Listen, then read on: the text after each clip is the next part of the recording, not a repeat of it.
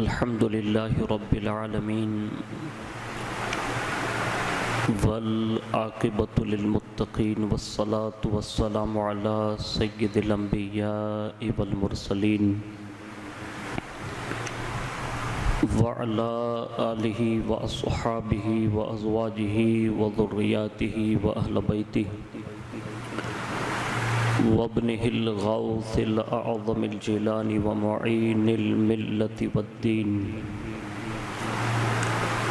وشیخ الاسلام والمسلمین اعلی الحضرت الامام احمد رضا وعلی عباد اللہ الصالحین اجمعین اما بعد فاعوذ باللہ من الشیطان الرجیم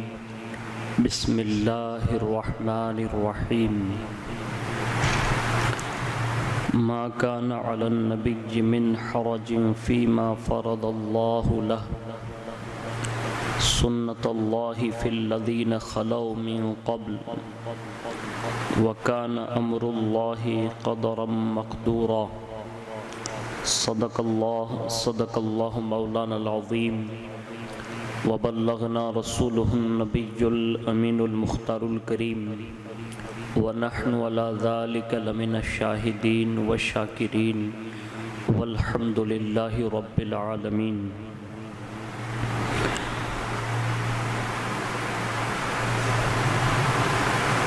اللہ رب العزت کی توفیق سے اور اس کے پیارے محبوب صلی اللہ تعالی علیہ وآلہ وسلم کے صدق و طفیل ہم اور آپ جشن ام المؤمنین حضرت سیدتنا ماں عائشہ صدیقہ رضی اللہ تبارک و تعالی عنہا میں حاضری کی سعادت حاصل کر رہے ہیں. آئیے ان کی سیرت مبارکہ کے حوالے سے کچھ پیش کرنے سے پہلے ہم سب مل کر اپنے آقا و مولا حضور سراپا نور سیدنا محمد الرسول اللہ صلی اللہ تعالی علیہ وآلہ وسلم کی بارگاہ پر نور میں جی لگا کر درود پاک کی نظریں پیش فرما لیں. اللہم صلی علی سیدنا مولانا محمد معدن الجود والکرم وعلی آلہ وصحابہ وبارک وسلم. صلاۃ والسلام علیک یا رسول اللہ صلی اللہ تعالی علیہ وآلہ وسلم.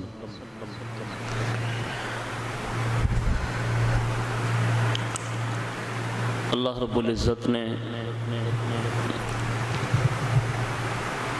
قرآن عظیم میں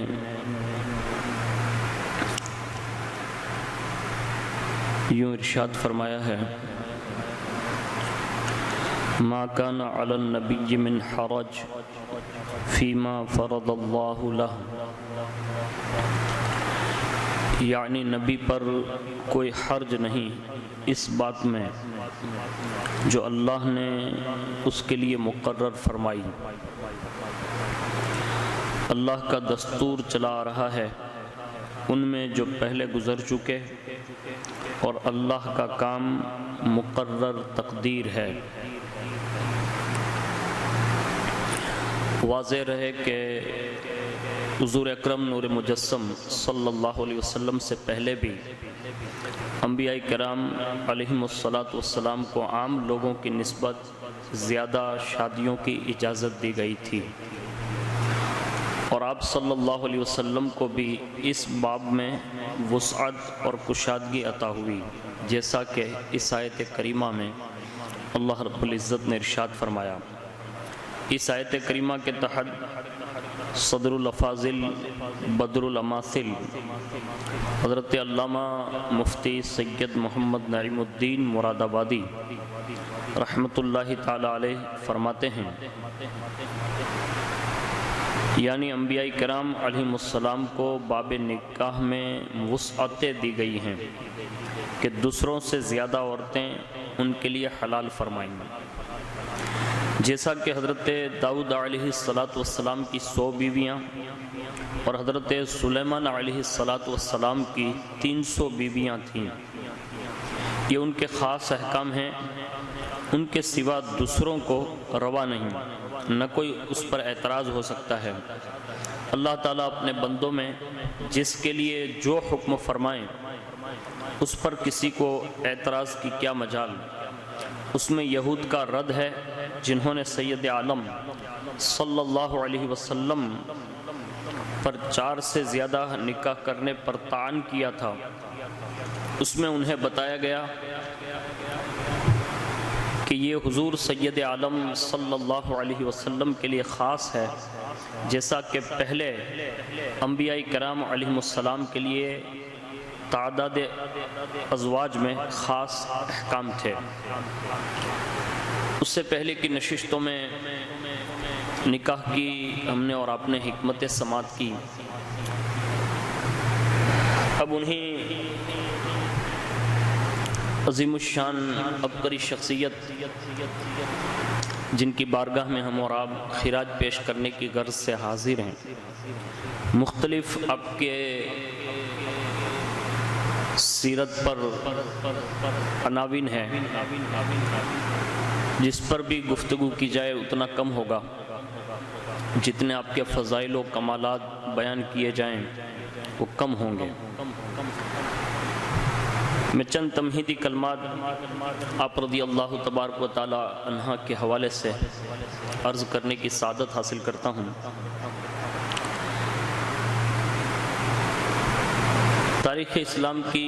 وہ عظیم القدر ہستیاں جن کے علم کے نور سے زمانہ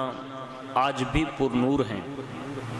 اور وہ اپنے اعلیٰ اخلاق عمدہ اوصاف کی وجہ سے آج بھی اسی طرح زندہ جاوید ہیں جیسے ظاہری حیات میں تھی۔ ان میں سے ایک بلند رتبہ ذات والا صفات ام المؤمنین زوجہ سید المرسلین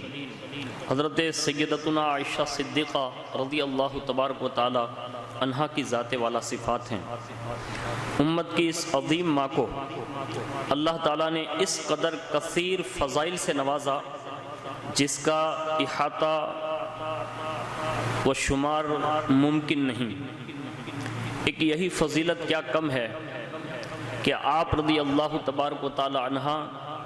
سرکار علی وقار محبوب رب غفار صلی اللہ علیہ وسلم کی سب سے محبوب زوجہ مطہرہ ہیں رضی اللہ تعالی عنہ۔ مزید یہ کہ آپ رضی اللہ تعالی عنہ کی پاک دامنی کی گواہی خود رب تبارک و تعالی نے دی، اور اس کے لیے قرآن عظیم کی 18 آیتیں نازل فرمائیں۔ آپ کو حضرت سیدنا جبریل علیہ السلام نے السلام کہا۔ آپ کے بستر اقدس میں رسول کریم رؤوف الرحیم صلی اللہ علیہ وسلم پر وحی نازل ہوئی۔ آپ ہی کے حجر اقدس میں رسول اللہ صلی اللہ علیہ وسلم نے دنیا سے ظاہری پردہ فرمایا۔ یہیں آپ صلی اللہ علیہ وسلم کا مزار اقدس بنا، اور قیامت تک یہ مزار اقدس فرشتوں کے جرموٹ میں گھرا رہے گا۔ اللہ عز و جل آپ پر کروڑ ہا کروڑ رحمتیں اور برکتیں نازل فرمائیں۔ آئیے اب آپ رضی اللہ تبارک و تعالی عنہ کی سیرت کے چند حسین گوشیں ان کے تعلق سے سنتے ہیں، اور دنیا بھر کی جتنی بھی خواتین ہیں ان کے لیے ایک بہترین آئیڈیل اور بہترین میسیج ہوگا جو سیرت حضرت ماں عائشہ صدیقہ رضی اللہ تبارک و تعالی عنہا سے حاصل کیا جا سکتا ہے۔ جیسا کہ فرمایا گیا ہے کہ سید عالم نور مجسم صلی اللہ علیہ وسلم نے جب اپنی نبوت و رسالت کا اعلان فرمایا اور لوگوں کو بتوں کی پوجا پاٹ سے کنارہ کش ہونے اور خالق حقیقی عز و جل کی عبادت کرنے کی دعوت دی، تو شرک و کفر میں پروان چڑھے لوگوں کی طبیعتوں پر یہ بات سخت ناگوار بھی گزری۔ اور وہ آپ صلی اللہ علیہ وسلم کے دشمن ہو گئے۔ اس شر و فتنہ سے بھرپور دور میں کچھ حضرات ایسے بھی تھے کہ جب ان تک آپ صلی اللہ علیہ وسلم کے اعلان نبوت کی خبر پہنچی تو وہ بغیر کسی حیل و حجت کے آپ صلی اللہ علیہ وسلم پر ایمان لائے اور اسلام کے سائے رحمت میں داخل ہو گئے۔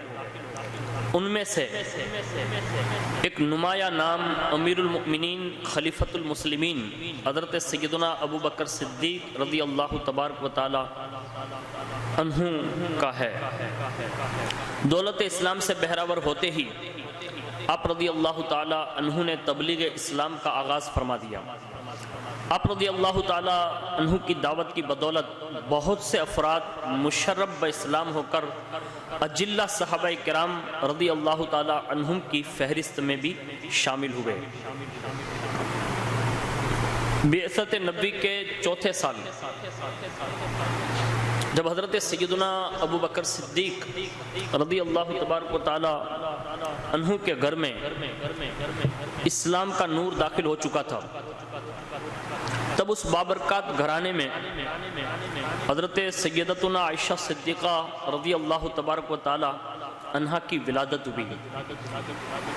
اس طرح سے آپ رضی اللہ تبارک و تعالی عنہا کو یہ شرف بھی حاصل ہوا کہ اسلامی ماحول ہی میں آپ رضی اللہ تبارک و تعالی عنہا کی پیدائش ہوئی۔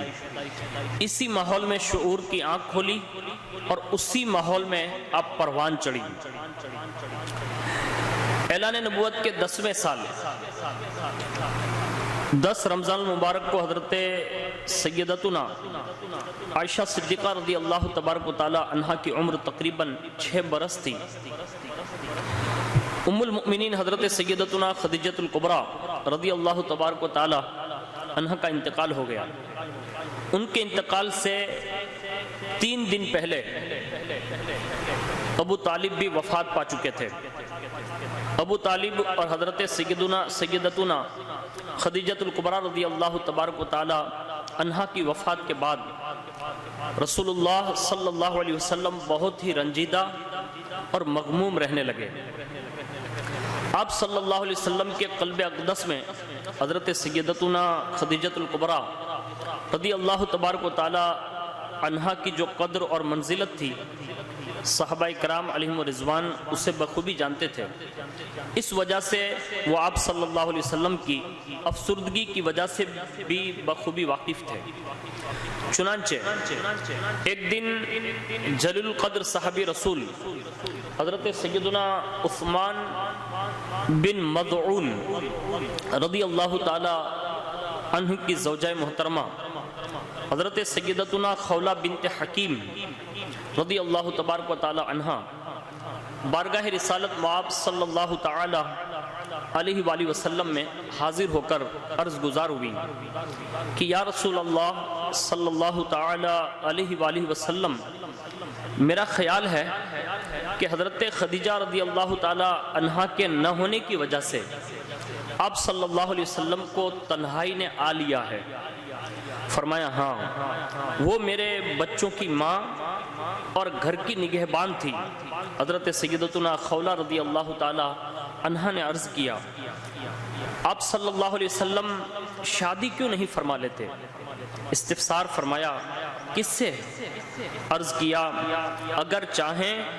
تو باقرہ سے اور اگر چاہیں تو سیبہ سے۔ فرمایا باقرہ کون ہیں؟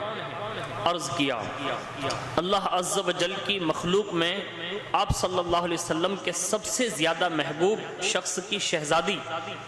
عائشہ بنت ابو بکر صدیق رضی اللہ تبارک و تعالی عنہما۔ پھر فرمایا سیبہ کون ہیں؟ عرض کیا سودا بنت زمعہ رضی اللہ تعالی عنہا۔ وہ آپ صلی اللہ علیہ وسلم پر ایمان لائی ہیں اور آپ صلی اللہ علیہ وسلم کے فرامین کی پیروی بھی کرتی ہیں۔ اس پر اللہ کے پیارے حبیب صلی اللہ علیہ وسلم نے ارشاد فرمایا جاؤ دونوں کو میری طرف سے نکاح کا پیغام پہنچا دو۔ سرکار علی وقار محبوب رب غفار صلی اللہ علیہ وسلم کی طرف سے اجازت پا کر حضرت سیدتنا خولہ بنت حکیم رضی اللہ تعالی عنہ حضرت سیدتنا عائشہ صدیقہ رضی اللہ تبارک و تعالی عنہ کے یہاں تشریف لے گئیں، اور آپ رضی اللہ تبارک و تعالی عنہ کی والدہ ماجدہ حضرت سیدتنا ام رومان رضی اللہ تعالی عنہ سے کہا، اے ام رومان، اللہ عز و جل نے تم لوگوں کو کیا خوب خیر و برکت عطا فرمائی ہے۔ حضرت ام رومان رضی اللہ تعالی عنہ نے پوچھا، وہ کیا ہے؟ کہا، مجھے رسول اللہ صلی اللہ علیہ وسلم نے بھیجا ہے تاکہ میں آپ صلی اللہ علیہ وسلم کی طرف سے حضرت عائشہ صدیقہ رضی اللہ تبارک و تعالی عنہا کے لیے نکاح کا پیغام دوں۔ حضرت ام رومان رضی اللہ تبارک و تعالی عنہ نے فرمایا، آپ حضرت ابو بکر صدیق رضی اللہ تعالی عنہ کے آنے کا انتظار کیجئے۔ جب حضرت سیدنا صدیق اکبر رضی اللہ تبارک و تعالی عنہ تشریف لائے تو صورتحال معلوم ہونے کے بعد آپ رضی اللہ تبارک و تعالی عنہ نے فرمایا، کیا عائشہ کا حضور اقدس صلی اللہ علیہ وسلم سے نکاح ہو سکتا ہے؟ کیونکہ یہ آپ صلی اللہ علیہ وسلم کے بھائی کی بیٹی یعنی بھتیجی ہیں۔ حضرت سیدتنا خولہ رضی اللہ تبارک و تعالی عنہ نے جب یہ سنا تو بارگاہ رسالت مآب صلی اللہ علیہ وسلم میں حاضر ہو کر سیدنا صدیق اکبر کا یہ سوال عرض کیا جو انہوں نے کیا تھا۔ تو مکی مدنی سلطان صلی اللہ علیہ وسلم نے ارشاد فرمایا، ابو بکر کے پاس لوٹ جاؤ اور اس سے کہو کہ میں تمہارا بھائی اور تم میرے بھائی اسلامی رشتے کے اعتبار سے ہو، لہذا تمہاری بیٹی کا نکاح مجھ سے ہو سکتا ہے۔ حضرت سیدتنا خولہ رضی اللہ تعالی عنہ نے حضرت ابو بکر صدیق رضی اللہ تعالی عنہ کو یہ مسئلے کا جواب جو حضور صلی اللہ علیہ وسلم نے ارشاد فرمایا تھا وہ بتایا، اور پھر انہوں نے حضرت عائشہ صدیقہ رضی اللہ تعالی عنہ کا حضور اکرم صلی اللہ علیہ وسلم کے ساتھ نکاح فرما دیا۔ اور اس طرح سے حضرت سیدنا عائشہ صدیقہ رضی اللہ تبارک و تعالی عنہ رسول اکرم صلی اللہ علیہ وسلم کی زوجیت میں آ کر امہات المؤمنین رضی اللہ تعالی عنہن کی فہرست میں شامل ہو گئی۔ حضرت سیدتنا خدیجۃ الکبریٰ رضی اللہ تبارک و تعالی عنہ کی وفات کے بعد چند ہفتوں کے بعد شوال المکرم کے مہینے میں حضور صلی اللہ علیہ وسلم نے حضرت عائشہ صدیقہ رضی اللہ تبارک و تعالی عنہا سے نکاح فرمایا تھا، لیکن اس وقت رخصتی عمل میں نہیں آئی تھی بلکہ رخصتی بعد میں ہوئی۔ اب یہاں ایک جو سوال ہوا، ظاہر سی بات ہے سب کے ذہن میں کوئی نہ کوئی سوال گردش کرے گا، تو اس کی بھی وضاحت تھوڑی سننے کی ضرورت ہے۔ جیسا کہ روایت میں بیان کیا گیا کہ حضرت ابو بکر صدیق رضی اللہ تعالی عنہ کہ تاجدار رسالت صلی اللہ علیہ وسلم کو بھائی کہنے کا ذکر گزرا، یاد رہیں یہاں حضور رسالت مآب صلی اللہ علیہ وسلم کے لیے اس لفظ کا استعمال مسئلہ دریافت کرنے کے لیے ضرورتاً استعمال فرمایا گیا، ورنہ عام حالات میں اور بلا ضرورت آپ صلی اللہ علیہ وسلم کو بھائی کہہ کر پکارنا یا عام گفتگو میں بھائی کہنا اہل اسلام کے عقیدے میں حرام اور جہنم میں لے جانے والا کام ہے۔ چنانچہ مفسر شہیر محدث جلیل حضرت علامہ مفتی احمد یار خان رحمت اللہ تعالی علیہ اس کی وضاحت فرماتے ہوئے ارشاد فرماتے ہیں، بشر یا بھائی کہہ کر پکارنا یا محاورے میں نبی علیہ السلام کو یہ کہنا حرام ہے۔ عقیدہ کے بیان یا دریافت مسائل کے احکام اور ہے، یہاں ضرورتاً اس کلمے کا استعمال فرمایا ہے کہ حضرت صدیق اکبر رضی اللہ تعالیٰ عنہ نے مسئلہ دریافت کیا کہ حضور صلی اللہ علیہ وسلم نے مجھے خطاب اخوت سے نوازا ہے، کیا اس خطاب پر حقیقی بھائی کے احکام جاری ہوں گے یا نہیں، اور میری اولاد حضور صلی اللہ علیہ وسلم پر حلال ہوگی یا نہیں۔ اس کے جواب میں پھر حضور صلی اللہ علیہ وسلم نے جو جواب ارشاد فرمایا وہ آپ نے سماعت فرمایا۔ ام المؤمنین حضرت سیدتنا عائشہ صدیقہ رضی اللہ تبارک و تعالی عنہا کی ابھی رخصتی نہیں ہوئی تھی، اور آپ رضی اللہ تعالی عنہا اپنے والدین کے گھر میں ہی تھی، اور ہجرت مدینہ کا واقعہ پیش آیا۔ اور مسلمان اپنے پیارے آقا صلی اللہ علیہ وسلم کے حکم سے ہجرت کر کے مدینۃ الرسول زادہ اللہ شرفا و تعظیما چلے گئے۔ کچھ روز بعد اللہ کے پیارے حبیب صلی اللہ علیہ وسلم بھی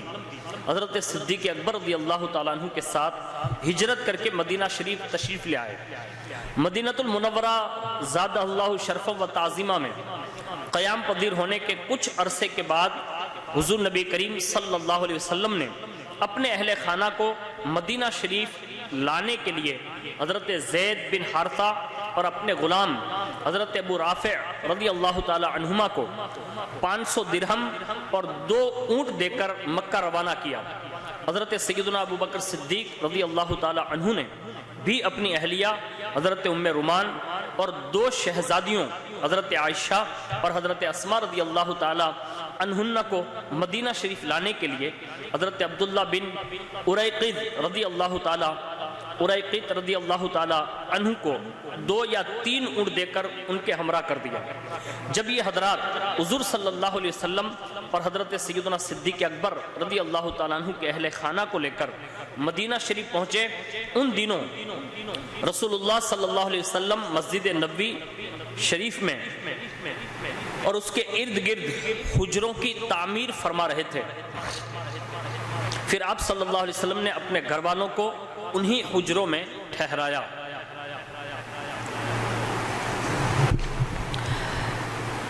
مدینہ الرسول صلی اللہ علیہ وسلم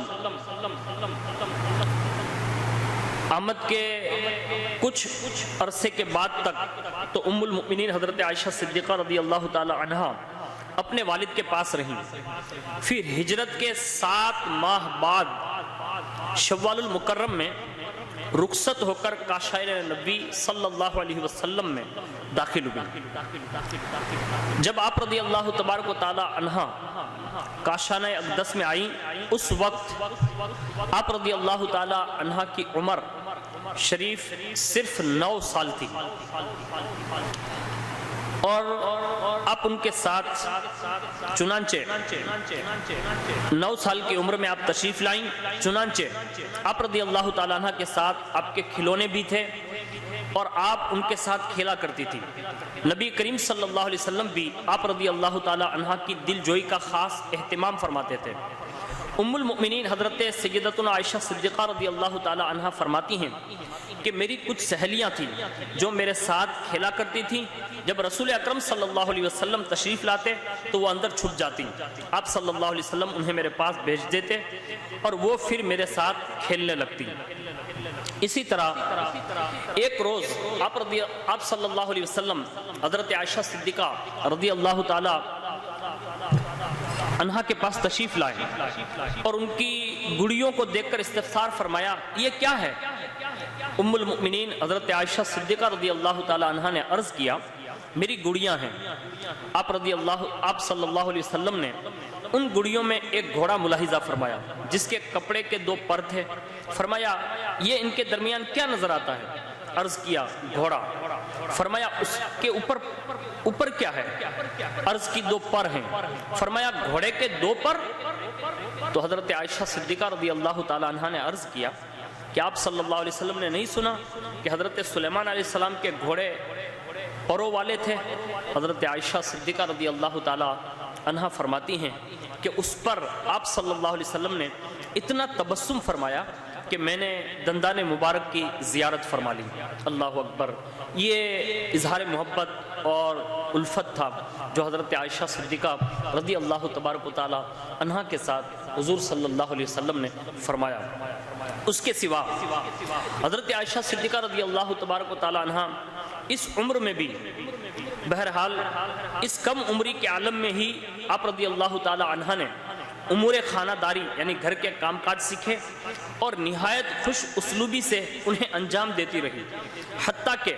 اپنے کپڑے خود سی لیتی، خود ہی جو شریف کو پیس کر آٹا بناتی۔ سرکار اقدس صلی اللہ علیہ وسلم قربانی کے لیے جو جانور بیچتے، خود اپنے ہاتھوں سے ان کے لیے رسیاں بڑھتی اور اس کے ساتھ ساتھ رحمت عالم شاہ آدم و بنی آدم صلی اللہ علیہ وسلم کی خدمت میں بھی کوئی کمی نہ ہونے دیتی۔ یہ ان تمام خواتین کے لیے بہترین پہلو ہے کہ حضرت سیدنا صدیق اکبر رضی اللہ تبارک و تعالی عنہ کی اس لخت جگر نے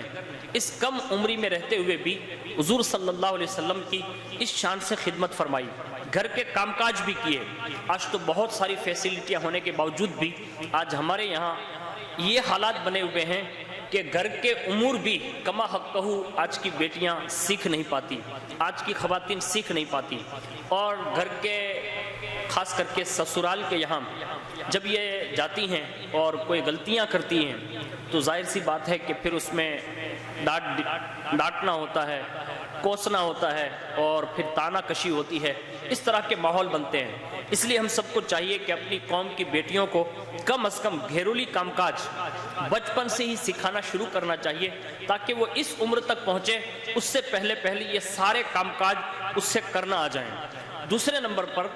بیٹیوں کو ہمیشہ اس انداز میں پروان چڑھائیں کہ حضرت عائشہ صدیقہ رضی اللہ تعالی عنہا نے اس کم عمری میں بھی گھر کے سارے کام کاج یہ ساری چیزیں ہونے کے باوجود بھی رسول اللہ صلی اللہ علیہ وسلم کے لیے جو انہوں نے بہترین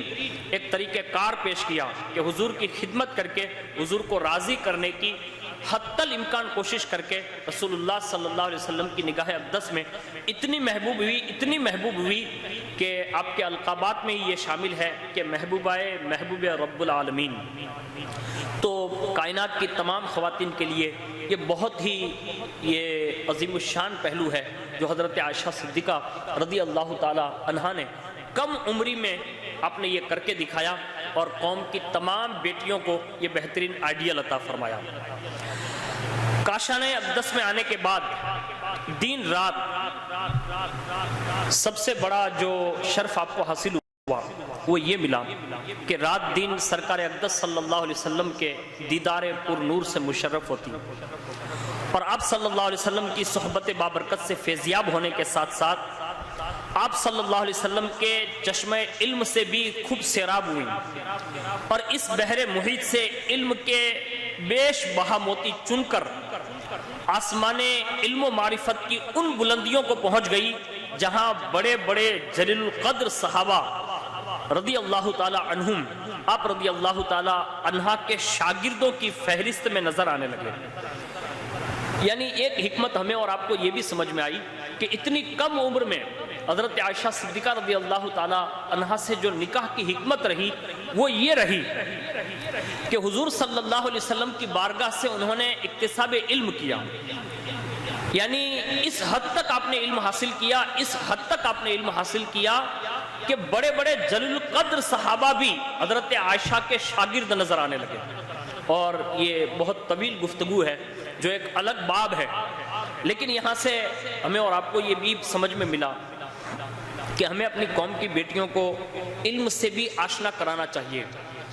علم میں اگر گھر پہ یہ انتظام بن رہا ہے، یعنی خواتین کے لیے اگر عالمہ کا انتظام ہو رہا ہے تو ضرور اپنی قوم کی بیٹیوں کو بھی علم سے آراستہ کرے، ضرورت کا جو علم ہے وہ ضرور انہیں سکھائیں، اور بائی چانس اگر ایسا نہ بن سکیں اور اسی انداز میں اگر وہ سسرال بھی چلی جائیں وہاں اگر انتظام ہو جائیں تو وہاں بھی اس کا انتظام کرنا چاہیے اور باقاعدہ اسے علم کی وہ چیزیں معلوم کرنی چاہیے، جیسا کہ حضرت عائشہ صدیقہ رضی اللہ تعالی عنہا نے یہ بات جو ہے اپنی زبانی ارشاد فرمائی۔ اور صحابہ کرام علیہم رضوان کو جب بھی کوئی گمبھیر اور نا حل مسئلہ یعنی الجھن والے مسائل اگر آ پڑتے تو اس کے حل کے لیے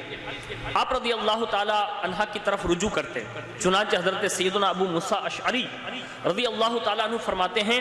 کہ ہم اصحاب رسول کو کسی بات میں اشکال ہوتا تو ہم ام المؤمنین حضرت عائشہ صدیقہ رضی اللہ تعالیٰ عنہ کی بارگاہ میں سوال کرتے اور آپ رضی اللہ تعالیٰ عنہ سے ہی اس بات کا علم پاتے۔ اللہ اکبر! یعنی جہاں صحابہ کرام علیہم رضوان بڑے بڑے مسائل میں جب وہ خاموش ہو جاتے ہیں تو پھر وہ ام المؤمنین حضرت عائشہ صدیقہ رضی اللہ تبارک و تعالی عنہا کی بارگاہ میں رجوع فرماتے ہیں۔ اس کے سوا اللہ نے آپ کو عبادت کا ذوق اور شوق بھی اس شان سے عطا فرمایا تھا۔ ام المؤمنین حضرت سیدتنا عائشہ صدیقہ رضی اللہ تعالی عنہا ان تمام معاملات کو بطور احسن انجام دینے کے ساتھ ساتھ اللہ تبارک و تعالیٰ کی عبادت بھی بہت کرتی تھی۔ دین کو آپ رضی اللہ تعالی عنہا اکثر روزہ دار ہوتی ہیں اور رات کو مسجد حقیقی عز و جل کی بارگاہ صمدیت میں سجدہ ریز رہتی ہیں۔ چنانچہ آپ رضی اللہ تعالی عنہا کے بھتیجے حضرت سیدنا امام قاسم بن محمد بن ابو بکر رضی اللہ تبارک و تعالی عنہ کا بیان ہے کہ ام المؤمنین حضرت سیدتنا عائشہ صدیقہ رضی اللہ تعالی عنہا بلا ناغا نماز تہجد پڑھنے کی پابند تھی اور اکثر روزہ دار رہتی تھی۔ اب آپ اندازہ فرمائیں، ذرا غور کریں، اور خاص کر کے اگر میری یہ بات جو حضرت عائشہ صدیقہ رضی اللہ تعالی عنہ کے حوالے سے ہیں اگر وہ خواتین اسلام تک پہنچے تو ان سے خاص عرض ہے کہ حضرت عائشہ صدیقہ رضی اللہ تبارک و تعالی عنہ کی زندگی سے کچھ حاصل کریں۔ کم از کم اللہ نے اتنی راحتیں ان امیر زادیوں کو عطا فرمائی ہے جن کو اللہ نے گھریلو کام کاج کی بہت ساری سہولتیں اور سہولیات جو آسان سے آسان کر دی ہیں۔ اس زمانے میں تو بڑے مشکل حالات سے وہ خواتین گزری، یعنی بالخصوص حضرت عائشہ صدیقہ رضی اللہ تعالیٰ عنہ، لیکن اس کے باوجود بھی انہوں نے اس شان سے عبادت کی کہ تہجد کی نماز بھی ان کی کبھی جو ہے وہ ضائع نہیں ہوئی، اور ساتھ ساتھ میں روزوں کا اہتمام فرماتی۔ اب آپ اندازہ لگائیں، ذرا سوچیں کہ اللہ کے پیارے حبیب صلی اللہ علیہ وسلم کی بارگاہ کا وہ ادب بھی ملحوظ رکھا، اللہ رب العزت کی بارگاہ کے اہم فرائض بھی ادا کیے، یعنی روزے اور نماز اور تہجد جیسی عبادتیں فرما کر قوم کی بیٹیوں کو یہ پیغام دیا کہ اتنے بڑے اشکالات سے گزرنے کے باوجود بھی، مسائل و احکامات سے اور اتنے بڑے مصائب و عالم سے گزرنے کے باوجود بھی اگر خواتین یہ چاہیں تو وہ عبادت گزار بھی بن سکتی ہیں۔ آج ہمارے یہاں یہ رجحان کم ہو گیا کہ ہم نے اپنی بیٹیوں کو پڑھانا کم کر دیا، اور اس حد تک کم کیا کہ آج قوم کے بڑے بڑے خانوادوں اور بڑے بڑے خاندان کے بیٹیاں اسکول تو جا سکتی ہے، کالج جا سکتی ہے، یونیورسٹی جا سکتی ہے، یعنی کافروں، مشرکوں، یہودوں، نصارہ کے پاس تو جا سکتی ہے،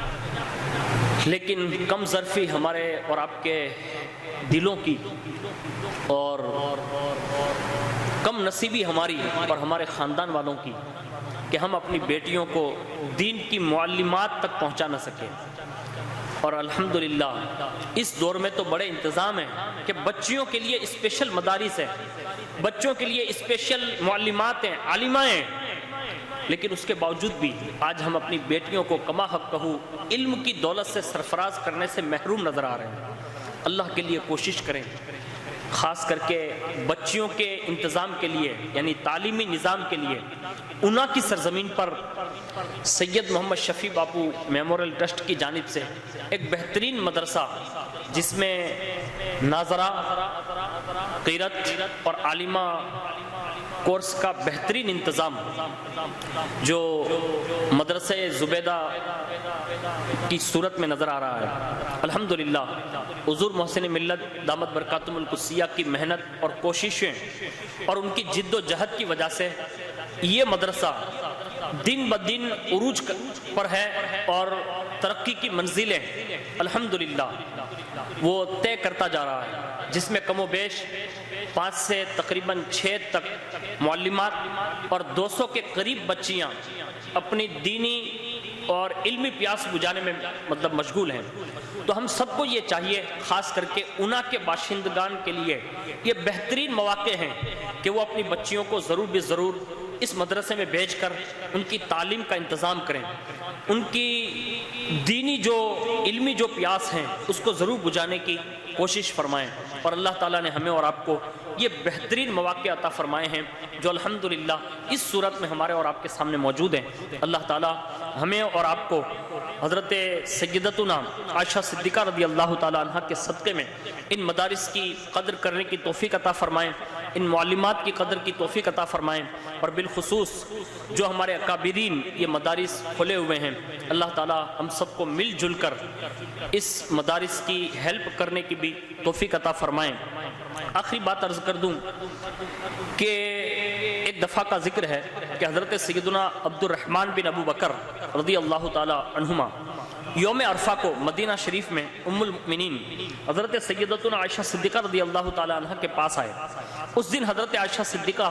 رضی اللہ تعالی عنہ روزے سے تھی، اور گرمی کی شدت کی وجہ سے آپ رضی اللہ تعالی عنہ پر پانی چھڑکا جا رہا تھا۔ حضرت سیدنا عبد الرحمن رضی اللہ تعالی عنہ نے عرض کیا روزہ افطار کر لیجئے۔ آپ رضی اللہ تعالی عنہ نے ارشاد فرمایا میں اسے افطار کر لوں، حالانکہ میں نے اپنے سرتاج صاحب معراج صلی اللہ علیہ وسلم کو فرماتے ہوئے سنا ہے کہ عرفہ کے دین کا روزہ 1 سال پہلے کے گناہوں کا کفارہ ہے۔ اللہ اکبر! آپ اندازہ لگائیں، ذرا سوچیں، غور کریں، اتنا سب کچھ طبیعت ناساز ہونے کے باوجود بھی آپ نے وہ روزہ افطار نہ کیا، بلکہ اس روزے کو مکمل کیا، اور اس پر یہ دلیل دی کہ مجھے اس روزے کی فضیلت اللہ کے پیارے حبیب صلی اللہ علیہ وسلم نے ارشاد فرمائی ہے کہ اس دن کا روزہ 1 سال پہلے کے گناہوں کا کفارہ ہوتا ہے۔ اللہ اکبر! تو یہ عبادت اور ریاضت میں اس کے سوا بھی آپ کے مختلف سیرت کے پہلو پر عنوانات ہیں